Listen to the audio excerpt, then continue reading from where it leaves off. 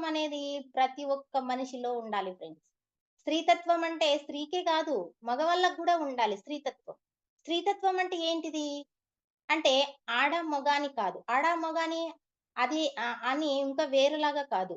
ఇప్పుడు మనమి స్త్రీతత్వం అంటే ఆడవా ఆడ ఉండాలి. అంటే ఆ స్త్రీతత్వం పూర్తిగా జీవితాన్ని సంపూర్ణంగా చేసుకున్నప్పుడు మరి పురుషతత్వం గూడా సంపూర్ణంగా జీవితం చేసుకున్నప్పుడు అప్పుడే దానినే ఆ 2 కలిపితేనే స్త్రీతత్వము అంటారు.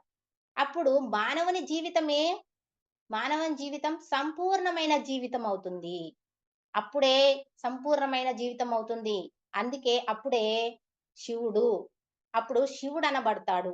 ఈ మానవుడు శివుడనబడతాడు.